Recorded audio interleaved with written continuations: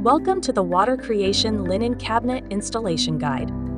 You will need a drill with a 1/4-inch drill bit, some masking tape, a Phillips screwdriver, and a hammer for this. 2 screws and 2 wall anchors are included with every linen cabinet purchase. Place the linen cabinet against the wall in the desired location. Insert screws in the holes and apply pressure on it to mark the positions on the wall. Or you can use any tools with a diameter under 1/8 of an inch to mark the positions. Move the linen cabinet away from the wall. Measure and mark 1.5 inches on the 1/4-inch drill bit using a piece of tape. Drill 2 1.5-inch deep holes using the 1/4-inch drill bit.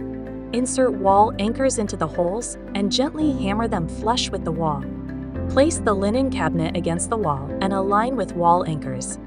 Fasten the screws and carefully tighten to hold the linen cabinet in place.